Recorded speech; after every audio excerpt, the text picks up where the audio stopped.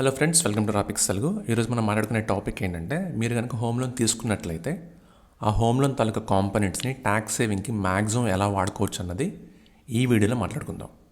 మీరు కనుక ఛానల్కి ఫస్ట్ టైం అయితే మన ఛానల్లో income tax and personal finance related content ఉంటుంది. సో మీకు ఇంట్రెస్ట్ ఉంటే డెఫినెట్గా ఛానల్ సబ్స్క్రైబ్ చేసుకోండి. అలానే వీడియో నచ్చితే మాత్రం లైక్ చేసే ప్రయత్నం చేయండి. సో టాపిక్లోకి వస్తే, హోమ్ లోన్ కాంపోనెంట్స్ని ఇన్కమ్ ట్యాక్స్లో క్లెయిమ్ చేసుకోవడానికి చాలా సెక్షన్స్ ఉన్నాయి. సో టాపిక్ ఈజీగా అర్థం కావడానికి మనం హోమ్ లోన్ కాంపోనెంట్స్ని interest, principal and stamp duty and registration ఫీజుగా డివైడ్ చేసుకుందాం. ఇప్పుడు ఈ రెస్పెక్ట్ కాంపోనెంట్స్ని ఏ సెక్షన్స్లో క్లెయిమ్ చేసుకోవచ్చు అన్నది ఒకసారి చూద్దాం. ఫస్ట్ ప్రిన్సిపల్ కాంపోనెంట్ చూస్తే, ప్రిన్సిపల్ కాంపోనెంట్ని మీరు 80C సెక్షన్లో 1.5 lakh వరకు క్లెయిమ్ చేసుకోవచ్చు. ఈ లిమిట్ 80Cలో మీకున్న వేరియస్ అదర్ ఇన్వెస్ట్మెంట్ ఆప్షన్స్ ఉన్నాయి కదా, LIC అని, PPF అని, ELSS మ్యూచువల్ ఫండ్స్ అని, ఇవన్నీ కలుపుకొని వస్తాయి. సో ఒకవేళ మీరు హోమ్ లోన్ ప్లాన్ చేస్తున్నట్లయితే 80Cలో మీరు చేసే అదర్ ఇన్వెస్ట్మెంట్స్ని దాని ప్రకారం ప్లాన్ చేసుకోండి.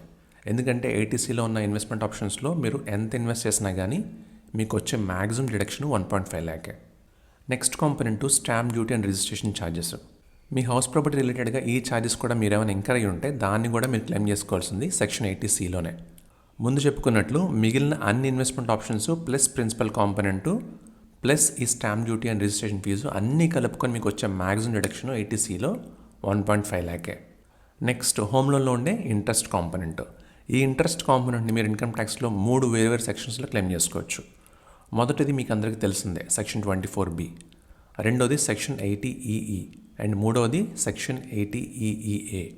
80EE అండ్ 80EEA అనే ఈ రెండు సెక్షన్స్ ఫస్ట్ టైం హోమ్ బయర్స్కే.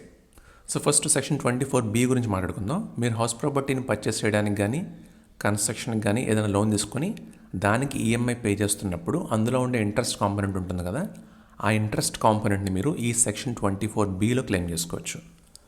ఏ లిమిట్ వరకు క్లెయిమ్ చేసుకోవచ్చు అంటే, అది సెల్ఫ్ ఆక్యుపైడ్ ప్రాపర్టీ అయితే మ్యాక్సిమం 2 lakhs ఇంట్రెస్ట్ వరకు మాత్రమే మీరు క్లెయిమ్ చేసుకోగలరు. అదే లెట్అవుట్ ప్రాపర్టీ అనుకోండి, మీరు ఎంత ఇంట్రెస్ట్ అని క్లెయిమ్ చేసుకోవచ్చు. ఇక్కడ గుర్తుంచుకోవాల్సిన పాయింట్ ఏంటంటే, ఒకవేళ మీరు హౌస్ ప్రాపర్టీ కన్స్ట్రక్షన్ గురించి లోన్ తీసుకున్నట్లయితే లోన్ తీసుకున్న ఫైనాన్షియల్ ఇయర్ ఎండింగ్ నుంచి 5 years లోపు కన్స్ట్రక్షన్ కంప్లీట్ అయిపోవాలి. అలా అవ్వకపోతే మీకు వచ్చే మ్యాక్సిమం డిడక్షన్ 24Bలో 30,000 రూపీసే. ఇంకొక ఇంపార్టెంట్ పాయింట్ సెక్షన్ 24Bలో ఏంటంటే, మీరు ఇంట్రెస్ట్ని క్లెయిమ్ చేయాలంటే హౌస్ ప్రాపర్టీ కన్స్ట్రక్షన్ లేదా ఎక్విజిషన్ కంప్లీట్గా అయిపోయి ఉండాలి. అందుకని ఒకవేళ మీరు కన్స్ట్రక్షన్ అవుతున్నప్పుడు అంటే అండర్ కన్స్ట్రక్షన్ ప్రాపర్టీకి EMI పే చేస్తూ ఆ ఇంట్రెస్ట్ మీరు సెక్షన్లో క్లెయిమ్ చేయాలంటే, ఏ అమౌంట్ని అయితే కన్స్ట్రక్షన్ అవ్వకముందు ఇంట్రెస్ట్గా పే చేస్తారో ఆ ఇంట్రెస్ట్ అంతా కలుపుకొని మీకు కన్స్ట్రక్షన్ కంప్లీట్ అయిన ఫైనాన్షియల్ ఇయర్ దగ్గర నుంచి 5 financial years వరకు ప్రీ కన్స్ట్రక్షన్ పీరియడ్ ఇంట్రెస్ట్గా 1/5 చొప్పున ఎవ్రీ ఇయర్ క్లెయిమ్ చేసుకోవచ్చు. అలా మీరు క్లెయిమ్ చేసే pre construction period interest plus current year interest కలుపుకొని మీకు వచ్చే maximum deduction 2 lakhs let out property అయితే. అదే సెల్ఫ్ ఆక్యుపైడ్ ప్రాపర్టీ అయితే లిమిట్ ఏం లేదు. ఇది సెక్షన్ 24B గురించి. Next section 80EE. ఈ సెక్షన్లో కూడా మీరు ఏదైతే హౌస్ ప్రాపర్టీకి లోన్ తీసుకుని ఇంట్రెస్ట్ పే చేస్తారో దాన్ని క్లెయిమ్ చేసుకోవచ్చు. కాకపోతే ఈ సెక్షన్లో ఇంట్రెస్ట్ క్లెయిమ్ చేయాలంటే కొన్ని కండిషన్స్ సాటిస్ఫై చేయాలి. ఆ కండిషన్స్ ఏంటంటే, మీకు బ్యాంక్ నుంచి కానీ ఫైనాన్షియల్ ఇన్స్టిట్యూషన్స్ నుంచి కానీ మాత్రమే లోన్ వచ్చి ఉండాలి. అలా శాంక్షన్ అయిన లోను 35 lakhs కన్నా మించి ఉండకూడదు. అండ్ ప్రాపర్టీ తాలూకా వాల్యూ కూడా 50 lakhsకి మించకూడదు. అలానే శాంక్షన్ అయిన లోన్ మీకు ఫైనాన్షియల్ ఇయర్ 16-17లోనే శాంక్షన్ అయి ఉండాలి. అలా మీకు లోన్ శాంక్షన్ అయినప్పుడు మీ పేరు మీద ఇంకే రెసిడెన్షియల్ ప్రాపర్టీ కూడా ఉండకూడదు. అలా ఈ కండిషన్స్ అన్ని సాటిస్ఫై చేస్తే అప్పుడు మీరు ఈ సెక్షన్లో 50,000 ఇంట్రెస్ట్ వరకు క్లెయిమ్ చేసుకోవచ్చు. ఇక్కడ మీరు గుర్తుంచుకోవాల్సిన పాయింట్స్ ఏంటంటే, ఫైనాన్షియల్ ఇయర్ 16-17లోనే లోన్ శాంక్షన్ అయి ఉండాలి, కానీ డిడక్షన్ ఓన్లీ 1 yearకే రాదు. అక్కడ నుంచి ఎన్ని ఇయర్స్ మీరు ఇంట్రెస్ట్ పే చేస్తారో ఈ కండిషన్ సాటిస్ఫై చేస్తూ అన్ని ఇయర్స్ మీకు డిడక్షన్ వస్తుంది. అండ్ సెక్షన్ 24Bలో మీరు క్లెయిమ్ చేయాలని ఇంట్రెస్ట్ కూడా ఏదైనా మిగిలిందనుకోండి, ఆ ఇంట్రెస్ట్ని కూడా మీరు 50,000 వరకు ఈ సెక్షన్లో క్లెయిమ్ చేసుకోవచ్చు.